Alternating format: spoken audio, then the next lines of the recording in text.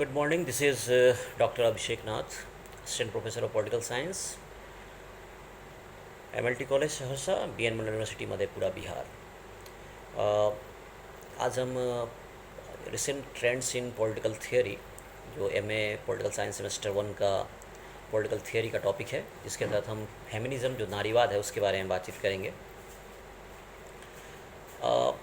Feminism या नारीवाद के बारे में जब हम बात करते हैं उससे पहले हमें एक दो बातें समझनी चाहिए। सबसे पहले दो टर्म हैं, एक इसे हम कहते हैं सेक्स, जिसे आप लिंग भी कह सकते हैं, और दूसरा जेंडर। ये दो टर्म हैं जो इससे जुड़े हुए हैं, जिसे हमें समझना चाहिए। सेक्स एक बायोलॉजिकल कैटेगरी है, लाइक मेल फीमेल हम हो सकते हैं, राइट। और दूसरा ये कि जेंडर जो है एक सोशियोलॉजिकल कैटेगरी है। सेक्स एक बायोलॉजिकल कैटेगरी है, अर्थात हम जन्म से पुरुष या स्त्री हो सकते हैं, लेकिन जेंडर है, जेंडर के लिए कोई एग्जैक्ट हिंदी शब्द नहीं है, इसीलिए कई बार हम लोग जेंडर शब्द ही इस्तेमाल करते हैं राजनीति विज्ञान में से समाज विज्ञान में। तो जेंडर से जो बात हम कहना चाहते हैं वो निकल सकती है, तो आप हिंदी में भी जेंडर ही लिख सकते हैं, राइट। जेंडर एक सोशियोलॉजिकल कैटेगरी है। इसका मतलब ये है सामाजिक कैटेगरी। इसका मतलब ये है कि जो पुरुषों के अंदर पुरुषत्व की भावना और नारियों के अंदर नारीत्व की भावना, वो केवल बायोलॉजिकल मामला नहीं है, वो एक समाज का पूरा कंस्ट्रक्शन है। वो जिस तरह से पुरुषों और लड़कों और लड़कियों को जिस तरह से उनका की अपब्रिंगिंग होती है, उन्हें पाला पोसा जाता है, उनके अंदर एक पुरुष मानसिकता और महिला मानसिकता को भर दिया जाता है, डाल दिया जाता है, जिसके कारण आगे चलकर जो समाज के विभिन्न क्षेत्रों में ऐसा देखने को मिलता है कि नारियों को एक सबऑर्डिनेट पोजीशन में डाल दिया जाता है और पुरुष एक ज़्यादा सुपीरियर पोजीशन में होते हैं, राइट। तो ये सुपीरियर और सबऑर्डिनेट का जो रिलेशन है वो पुरुष और महिलाओं को भी स्थापित हो जाता है, जो जीवन के हर क्षेत्र में दिखाई देता है, राइट। तो इस सोशियोलॉजिकल कैटेगरी जेंडर के कारण महिलाओं का एक ऐसा सोशलाइजेशन हो जाता है जहाँ उनका सबऑर्डिनेशन उनके लिए एक आम धारणा हो जाती है, और वो ये मान कर चलने लगती है कि हमारा सबऑर्डिनेशन तो एक स्वाभाविक सी बात है, राइट। लेकिन इसी चीज़ स्वाभाविक सी बात को जब चैलेंज किया गया, इस स्वाभाविक सी बात को पहले बना करके उन्हें कई सारे अधिकारों से वंचित रखा गया, चाहे वो राजनीतिक अधिकार हो, सामाजिक क्षेत्र में अधिकार हो, आर्थिक अधिकार हो। और जब इन राजनीतिक, सामाजिक, आर्थिक क्षेत्र में अधिकारों से वंचित रखने के कारण जब महिलाओं ने इस मुद्दे को उठाया और ये बताया कि कहीं ना कहीं एक समाज जो है सो पुरुष सत्तावादी समाज हो रहा है, पितृसत्तात्मक समाज हो रहा है, और इसमें महिलाओं का यथोचित स्थान नहीं है या बराबर का स्थान नहीं है, तो इस आवाज़ को उठाने वाले लोगों को हम कई बार नारीवादी भी कहते हैं या फेमिनिस्ट स्कॉलर्स कहते हैं, राइट। देखिए, ऐसा नहीं है, समाज हमेशा पितृसत्तात्मक ही रहा है, समाज मातृसत्तात्मक भी पहले रहा है। जैसे अगर हम याद करें मध्यकाल के शुरुआत से जैसे पहले, मुझे याद आता है भारत में जब हम इतिहास पढ़ते थे तो हर्षवर्धन के काल के बाद जिन लोगों ने शासन किया वो राजा कई बार अपनी माताओं के नाम से पहचाने जाते हैं, जैसे गौतमी पुत्र सातकर्णी, पिता का नाम नहीं है, माता का नाम है, राइट। तो कहीं ना कहीं एक महिलाओं का ज़्यादा इम्पोर्टेंस था, लेकिन धीरे धीरे ये सत्ता जो है सो पुरुषों के हाथ में हस्तांतरित हो गई है महिलाओं से, और समाज आज पूर्णतः आर्थिक राज्य खास करके एक पूर्ण रूप से एक पितृसत्तात्मक समाज है, और ये यूनिवर्सली सही है, चाहे वो यूरोपियन स्टेट हो, अफ्रीकन स्टेट हो, इंडियन स्टेट हो, एशियन स्टेट हो या कोई भी स्टेट हो। राज्य एक ऐसी संस्था है जो कहीं ना कहीं पितृसत्ता को और ज़्यादा स्थापित करती है, और खासकर आधुनिक राज्य जिसमें आज हम रहते हैं वो पितृसत्ता को पूर्णतः स्थापित करता है। तो इसलिए जब महिलाएं फेमिनिस्ट की बात करती हैं तो कई बार राज्य के सिद्धांतों को भी चैलेंज करती हैं, चाहे उदारवादी, मार्क्सवादी या कोई भी सिद्धांत हो। ये सारे सिद्धांत समान रूप से पितृसत्तात्मक है, राइट। अतः इन्हें हटाए जाने, इन्हें बदले जाने, इनमें सुधार किए जाने की आवश्यकता है, राइट। तो नारीवाद ये मानता है कि लिंग के आधार पर विभेद है, उसके आधार पर शोषण है, लेकिन इसे दूर भी किया जा सकता है, राइट। समाजवाद माफ़ कीजिएगा, जो नारीवाद है इस समझने के लिए नारीवाद की चर्चा को समझने, समझाने, आगे बढ़ाने, इसे कैसे, इस शोषण को कैसे ख़त्म करना है, इस पर अलग अलग महिलाओं ने अलग विचार व्यक्त किए हैं, और या कहीं ना कहीं हम अलग अलग आइडियोलॉजी के आधार पर इसे बांट सकते हैं, जैसे कि लिबरल फेमिनिज़म, सोशलिस्ट फेमिनिज़म और रेडिकल फेमिनिज़म। ये तीन मेजर ग्रुप रहे हैं। लिबरल अर्थात उदारवादी नारीवाद, सोशलिस्ट अर्थात समाजवादी नारीवाद, और रेडिकल अर्थात आप कह सकते हैं उग्र नारीवाद या मौलिकवादी नारीवाद कह सकते हैं आप, radical feminism. So liberal, socialist and the radical feminism. देखिए, फेमिनिज़्म की शुरुआत जब हुई, जिसे हम यूएसए अमेरिका में हुई सबसे पहले, जिसे हम फर्स्ट वेव ऑफ फेमिनिज़्म भी कहते हैं, जो 18th century, mid 18th century में हम कह सकते हैं जब हुई। सबसे पहले मैरी वोllस्टोनक्राफ्ट हैं जिन्होंने ये बात अपनी एक किताब लिखी, जिसे कई बार इसका कॉन्स्टिट्यूशन ऑफ फेमिनिज़्म भी कहा जाता है कई बार, जिसे हम कहते हैं, जिस बुक का नाम है vindication of the rights of women. 1792 में किताब स्थापित हुई थी, लिखी गई थी, प्रकाशित हुई थी। इसमें कहीं ना कहीं ये बात कही गई कि समाज के विभिन्न क्षेत्रों में, देखिए आप शायद को पता होना चाहिए कि यूएसए में आज़ादी 1777 में मिल गई, लेकिन उसके बाद कॉन्स्टिट्यूशन का बन गया था, लेकिन उसके बाद महिलाओं को अधिकार मिलने में काफ़ी समय लगा। महिलाओं को समान आर्थिक और राजनीतिक अधिकार वहाँ नहीं थे, वोटिंग राइट्स काफ़ी बाद में भी है, उन्हें समान शिक्षा का अधिकार नहीं था, और इन अधिकारों को प्राप्त करने में मैरी वोllस्टोनक्राफ्ट और उनकी इस किताब का बहुत बड़ा योगदान है। उदारवादी नारीवाद ये मानते हैं कि महिलाओं के विकास के लिए एक समान विकास होना चाहिए, पुरुषों के समान विकास होना चाहिए, उनके काम के लिए समान वेतन मिलना चाहिए, शिक्षा का समान अधिकार होना चाहिए। अगर शिक्षा और काम का अधिकार उन्हें मिलेगा तो उनका विकास पॉसिबल है, एक समान विकास हो सकता है पुरुषों के समान, उन्हें राजनीतिक रूप से समान अधिकार होने चाहिए। और दूसरा ये कि समाज का संगठन जो है वो तर्क के आधार पर होना चाहिए। अगर तर्क के आधार पर होगा तो यह निश्चित करेगा कि पुरुष और महिलाएं समान हैं, और इसलिए उन्हें समान रूप से सारे अधिकार प्राप्त होने चाहिए।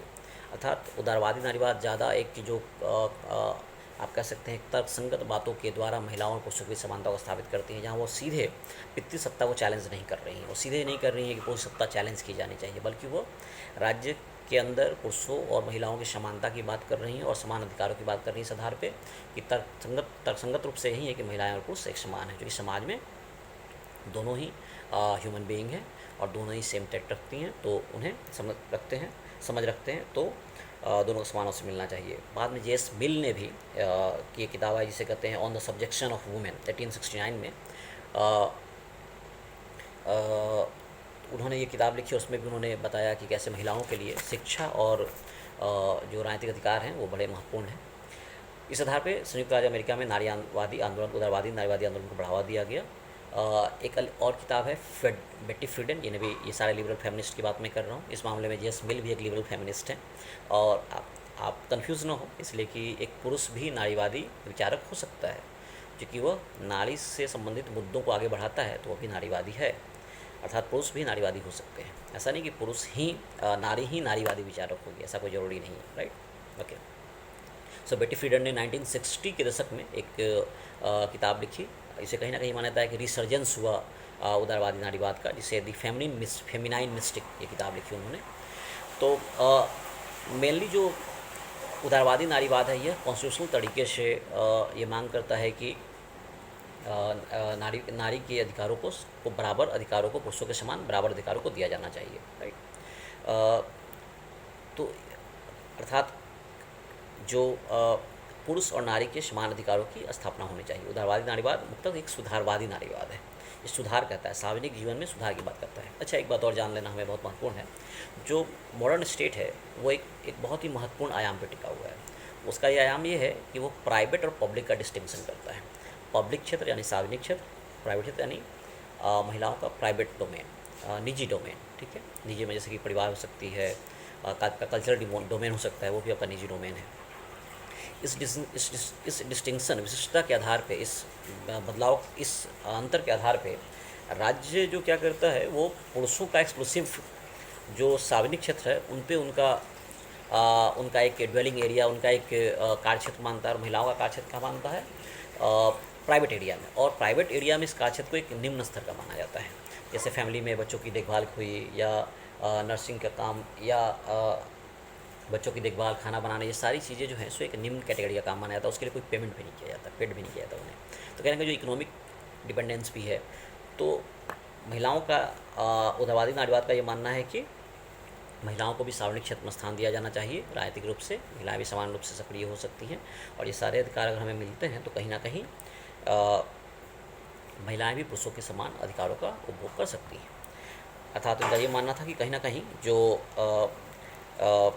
जो महिलाओं का पिछड़ापन है या शोषण है, वो एक प्राकृतिक चीज़ नहीं है, वो एक कृत्रिम चीज़ है, राइट।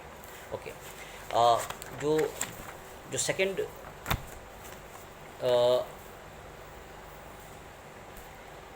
लेकिन एक बात और ये महत्वपूर्ण है कि जो उदारवादी नारीवाद है, इससे हम ये नहीं कह सकते कि ये सभी राज्यों में, विकसित विकासशील और पिछड़े राज्यों में समान रूप से ये आंदोलन चले। ये मुख्यतः विकसित देशों में ये आंदोलन ज़्यादा सक्रिय रहे और उसमें भी जो मध्यवर्गीय महिलाएं रहीं, उन्होंने इन आंदोलनों को ज़्यादा बढ़ चढ़ कर हिस्सा लिया, राइट। तो अर्थात जो हम फेमिनिज्म की बात भी कर रहे हैं, उस आप एक ये मत समझें कि यूनिवर्सली सभी जगह पे ऐसी बातें की गई, ऐसा नहीं, ठीक है। आंदोलन कहीं उभरे और उसको फिर बाद में अपनाया गया, राइट। अन्य जगहों पे भी समान अधिकारों की मांग की गई, ओके। अब जहाँ तक समाजवादी नारीवाद की बात है, तो कहीं ना कहीं ये समाजवाद से प्रभावित है। समाजवादी नारीवाद का ये मानना है कि कहीं ना कहीं जो आर्थिक क्षेत्र में महिलाओं की जो स्वाधीनता है वो नहीं है, वो कहीं ना कहीं वो प्राश्रित है पुरुषों पे, और ये आर्थिक प्राश्रिता जो है वह अन्य क्षेत्रों में भी प्राश्रिता को परिलक्षित करती है, चाहे वो राजनीतिक क्षेत्र हो या अन्य डोमेन हो, राइट, सामाजिक क्षेत्र। तो ये कहीं ना कहीं ऑब्वियसली ये सोशलिस्ट जो सामाजिक जो समाजवाद का टूल है डिफाइन करने का, ये उसी पर आधारित है।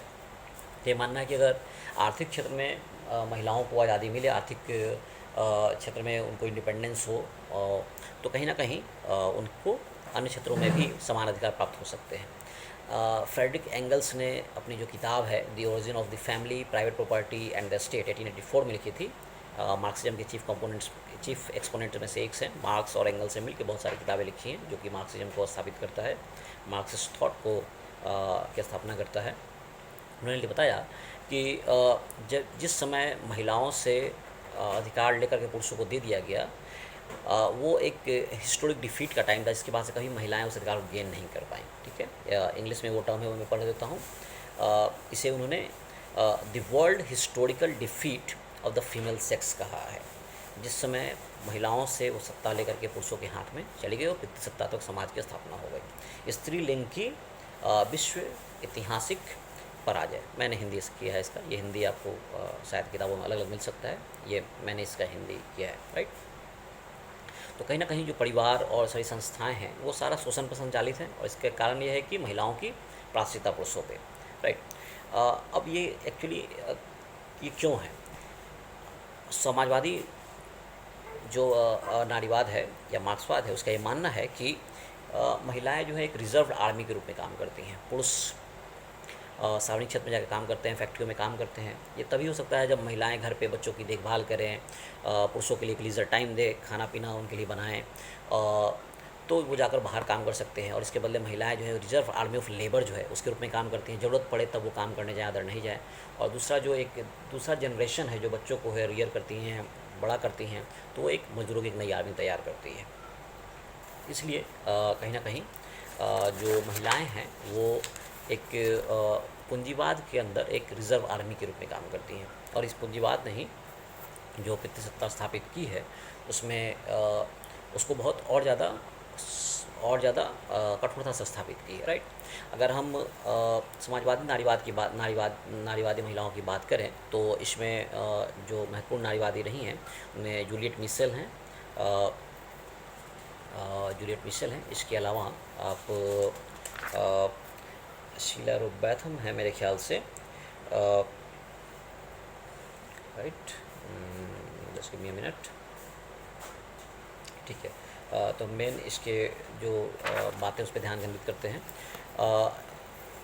यूके की जो समाजवादी नारीवादी हैं जूलियट मिशेल हैं, उनका ये मानना है कि अब लेकिन समाजवादी नारीवादियों का ये मानना है कि यह प्राचीनता कैसे दूर होगी। ऑब्वियसली जब समाजवादी क्रांति होगी, पूंजीवाद को हटा दिया जाएगा, तो राज्य जब आएगा तो राज्य वो बच्चों की देखभाल करेगा, परिवार की देखभाल करेगा, और महिलाएं पुरुष दोनों समान रूप से काम करेंगे, तो महिलाओं का भी इमेंसिपेशन हो जाएगा, महिलाएं भी समान रूप से अधिकारों का उपभोग करेंगी, और उनकी प्राधीनता जो है सो आर्थिक प्राधीनता, चूँकि आर्थिक प्राधीनता खत्म हो जाएगी तो बाकी प्राधीनताएँ भी अपने आप खत्म हो जाएंगी, राइट। लेकिन जूलियट मिशेल ने थोड़ा इसमें परिवर्तन किया है। उन्होंने सांस्कृतिक और अन्य डोमेन पे भी ध्यान केंद्रित करने की बात की है। उन्होंने 4 बातें कही हैं जो इम्पोर्टेंट हैं। स्त्रियाँ 4 सामाजिक कार्य करती हैं। पहला, वो संबल की सदस्य होती हैं और उत्पादन में सक्रिय होती हैं। बच्चों को जन्म देकर मानव जाति को आगे बढ़ाती हैं।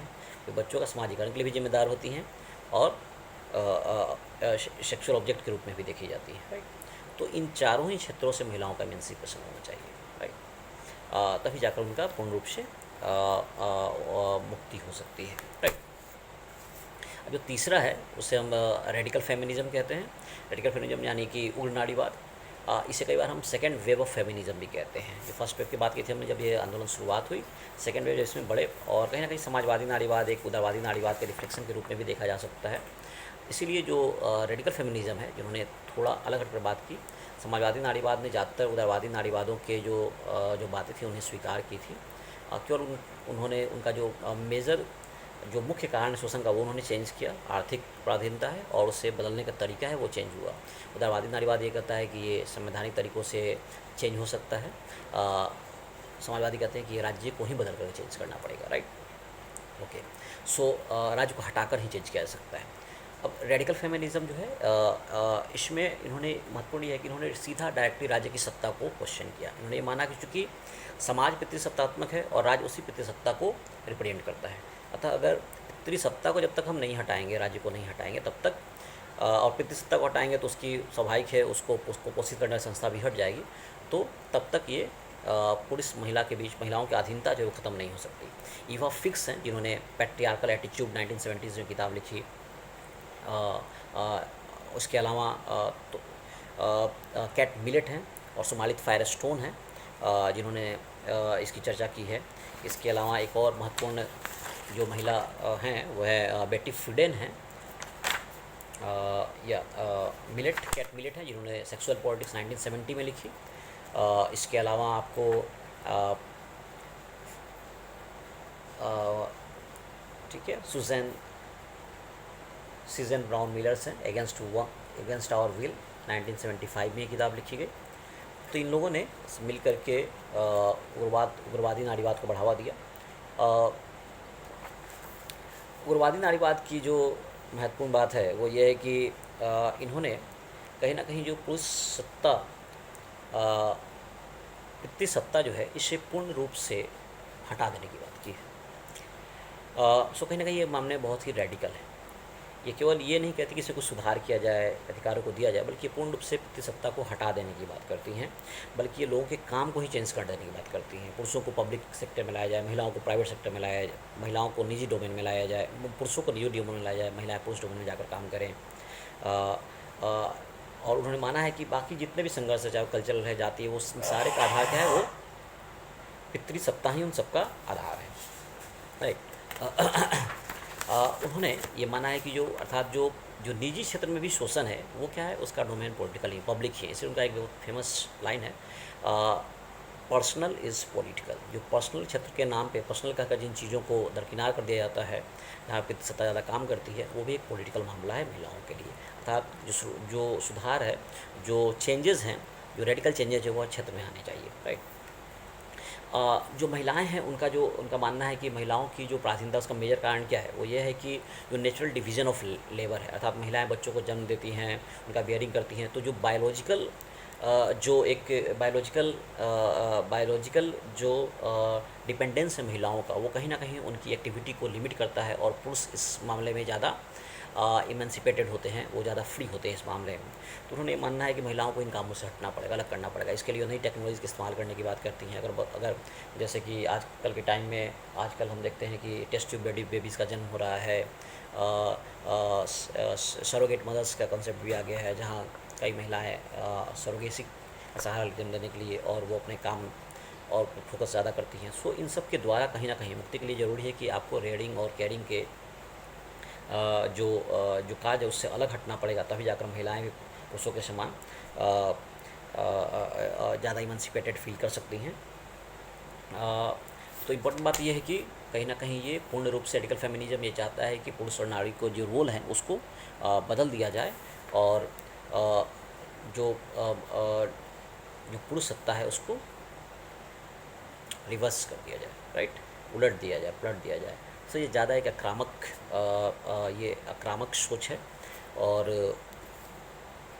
उनका ये मानना है कि लैंगिक समानता और सद्भाव की जो बात की जाती है वो असंभव है, वो पॉसिबल नहीं है, और बल्कि एक पूर्ण महिला समाज की भी स्थापना की जा सकती है।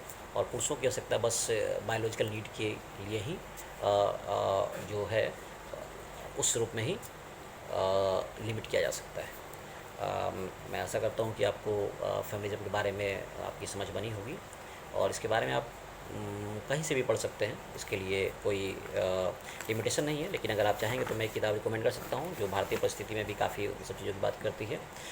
निवेदिता मेनन के द्वारा एडिटेड किताब है, शायद पेंगुइन के द्वारा पब्लिश की गई थी, पेंगुइन या फिर रूपा के द्वारा पब्लिश की गई होगी। किताब का नाम है seeing like a feminist, seeing like a feminist, एक महिला के रूप में देखना। ठीक है, आप इस किताब को पढ़ें, ये बड़ी अच्छी किताब है। इसको जेम्स स्कॉट ने किताब लिखी थी सीइंग लाइक ए स्टेट, अर्थात राज्य किस तरह से अपने सब्जेक्ट को, अपने नागरिकों को देखता है। उस पे उसी से कॉन्सेप्ट लेकर के लिखा गया है। राज्य के उस सीइंग को फोकस किया गया है। तो आप इस किताब को पढ़ सकते हैं, सस्ती किताब है, आप खरीद भी सकते हैं।